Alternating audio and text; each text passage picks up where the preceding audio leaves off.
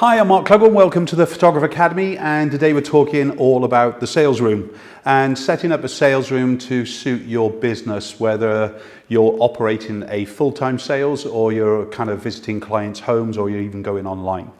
One of the changes to the whole business in selling our photography has been affected, of course, and exaggerated in the likes of the COVID years, where basically we would always encourage you to be working in a face-to-face sales environment. That's really what we're talking about today.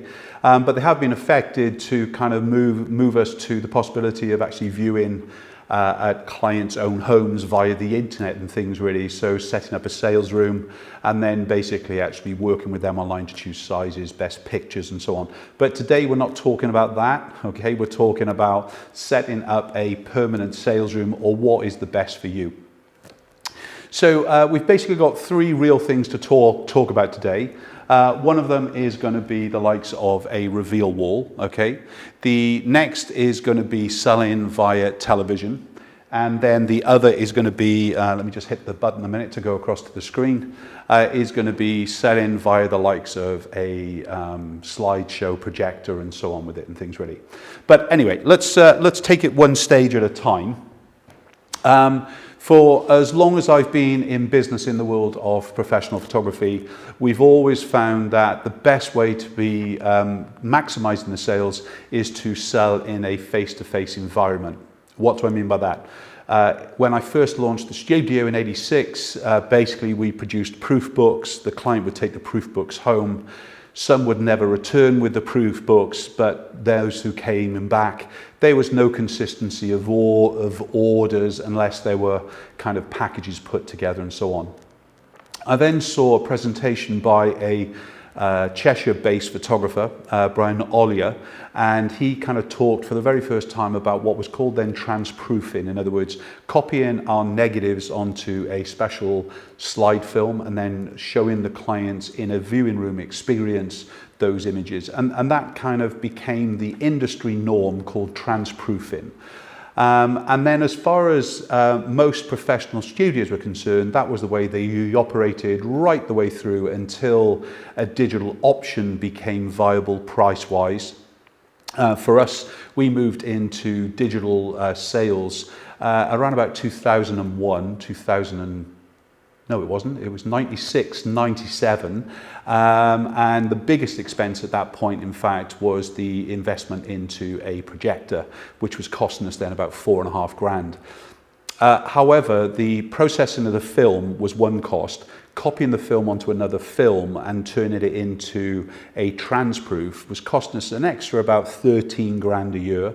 So we basically swapped the cost of that physical, analog, whatever you want to kind of call it, the copying of the photograph onto a negative film, processing that film, put it into slide mounts and so on. We realized not only financially, but also in time, it was much quicker for us to actually move into a digital. So $4.5 grand being spent on the projector then sounds like a lot of money, and it was. However, the scanning of the negatives was so fast compared to obviously the copying and the proofing and so on and so on. So the transition moved from a physical transproofing in film to a digital transproofing where pretty much everybody works with because of digital files today. Now, that doesn't mean the art of the proof print doesn't move away. So there were studios, pretty much even to this day, who kind of do a proof print reveal to the clients. And the only kind of negative to do with it is A, the cost of the print, throwing away the prints if the client doesn't buy the prints, and obviously the renewing of any mounts that kind of get handled and damaged during the course of weeks or months.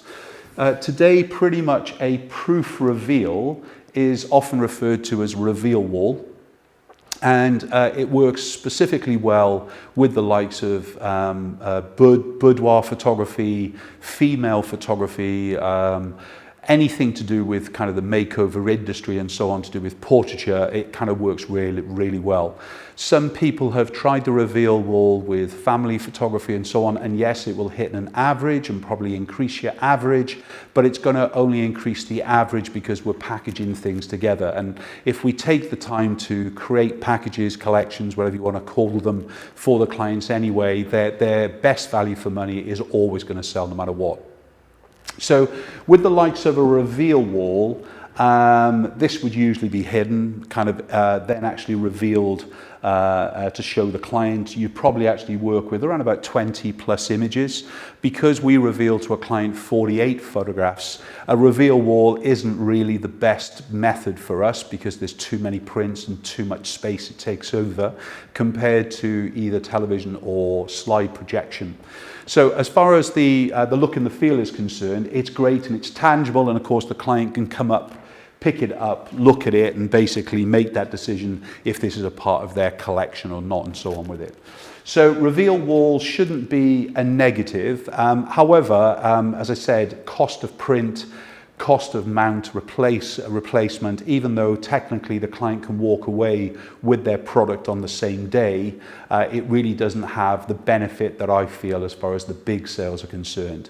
So as far as the kind of the box of prints is, what you're going to be selling to a client, whoever your supplier is, basically it's going to be something with your branding on, or the client, and then it's basically going to have the box of prints that they're going to walk away with and so on.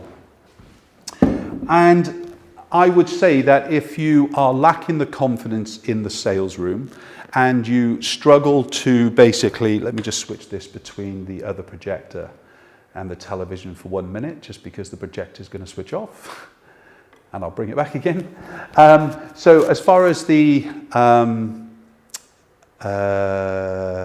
difference in the technique of the sales is concerned, it really needs a little bit more of sales skills applied if you're selling on the likes of a television or in the likes of a projector. And the reason being in that is because technically at some stage we're going to be stood in front of a screen, whether it's television or it's going to be the likes of a projector, and we're going to be saying to the client, how is that for size and things really, okay?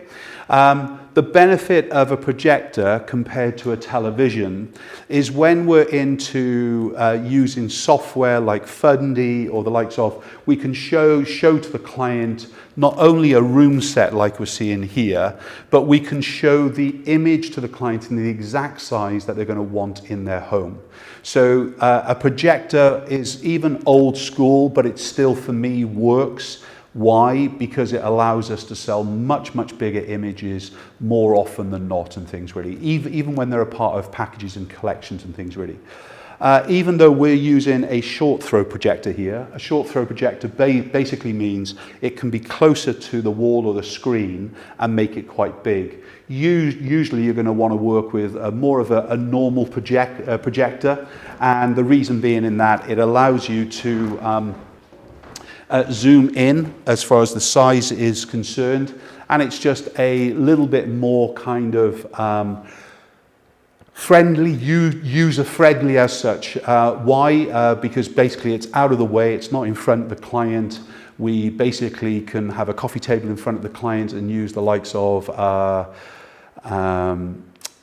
albums and boxes or whatever it is in front of the client. But one of the main things that you see, and no matter if you're going to work on a reveal wall, a television or a projector, what you always want to be seeing as well, surrounded around the images, is big art, okay?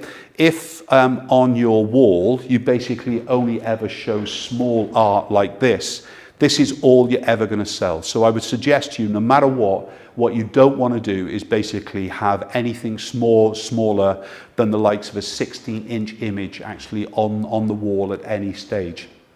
So even though your reveal walls are probably going to be something like 8 by 6 or 10 by 8s and so on, Any images that are around you basically need to be a minimum of 16 inch. I would say start at 20 inch or 24 inch. The most popular size within the industry is 24 inch in sales still. However, the bigger studios would say their most popular size is 24 inch or collections of images to make up that size. And it's just really down to yourself. I kind of haven't meant to leave out television. The great thing about televisions today, they are absolutely so cheap that you can buy a very large screen, 60, 70 inches, at pretty much less than you can for a projector. They're very small in their locality, in other words, how close they are to the wall compared to years ago. The great thing is their color is pretty accurate straight out of the box, so you don't have to really kind of color match or color correct anything to do with the likes of a projector or whatever it be. And you can basically work in exactly the same way with a projector at a more economical price for you and more economical price in way it would be in your studio as such. What I would say though is that if we're selling on a television screen, even though it's more economical, trying to sell the likes of a 40-inch image is a lot more difficult. The same as selling the likes of a 30-inch or 36 image is a little bit more difficult. And remember, when we're talking about inches, we're talking about edge to edge or glass size, yes? Whereas in television speak, when they talk about television size, it's corner to corner. So if I'm a portrait photographer and most everything that I sell, let's say, is a portrait image, in other words, a vertical image, the size of the television, really what I can sell is only as tall as the television is. So don't get kind of carried away with actually the full width of image, not unless you're going to turn most of your sales into landscape images. So if you're a family photographer or a group photographer and so on, probably most of your images are going to be square or rectangle anyway, landscape wise. Then obviously that's going to be a lot easier for you to basically make that transition to the likes of a TV, because you can still sell it big. So in short, the benefits of selling in a proof is that there's no technology involved. It does help you as far as the lack of confidence in the sales room is concerned, even though the shelving is quite achievable if you just use the likes of the IKEA shelves like we use here, but they are permanent position in somewhere. So if you can hide it or open doors or reveal it in a revealing from a curtain hide, then you want some drama in towards the sale anyway. Gives the client the opportunity to look up close, to touch images, decide and make a difference whether it's going to be in their pack of images or not. The negative with it is the cost of each print that you reveal, yes, and obviously the throwaway of that print as well. There are some studios that I've known of over the years that would basically, if a client says, oh, well, I really don't like that image, they would basically take it out of the mount in front of the clients, yes? And they would basically rip it up in front of them, the first image, and throw it in a bin. Now that is heavy sales, and I don't like that kind of element at all. And if you ever hear photographers still doing that, please, please, please kind of avoid from doing that fully. So it's the cost of the print and obviously the reveal and so on with it. I would say because of television, if you're looking into the world of selling in a face-to-face environment, then obviously the TV makes the most sense today, even though we're going to be restricted in size. If you've got the size in your kind of studio to turn it into a viewing room when it's not in a shooting environment, which our very first studio did for 9 years, I would basically encourage you to be doing that, because obviously you can do a quick switch around, you can take an image off a wall, and then basically from a wall with a few photographs on, you can move them, and if it's a white wall, instantly it becomes your sales wall and things really. So 3 styles of viewing: reveal wall, television, and of course the projector. Any questions there at all, Brandon? Just one question coming through. Yeah, Brandon's still not on my microphone. It's about the programming. So, is it free, or if not, are there alternatives? Yeah, so the program that you're seeing in front of you, Fundy, is it free? Unfortunately, it's not, but it is great, and it's an investment that many pro photographers make, especially if they're doing album sales as well as face-to-face selling. The great news about the Fundy, it can be used for your slideshow, it can be used as your selection, it can be used like we're seeing it here as being used in a room as an example of what images will look good together. There are alternatives as well. There's pretty much another software called Pro Select that is used a lot. The only thing I really don't like about Pro Select, it only has 3 faces. That's an unhappy face, a normal face, and then basically a smiley face. Remember, Pro Select was designed really for the wedding industry, and it's got translated into the sales room, but it doesn't really look at the way to sell big to clients in the same way that Fundy does in the star rating, where we can basically push them up in the hierarchy. Does that help you? Great, well thanks for joining me live in the sales room. I hope just this little bit of titillation will give you some ideas on giving you some confidence to actually get going. If you haven't watched some of my sales training before, then go across the academy, or if there's any here on YouTube, of course, actually watch that. But we do take it every step of the way through to build your confidence up as well. And remember, sales is not as hard as you may think it is, as long as your photography is great.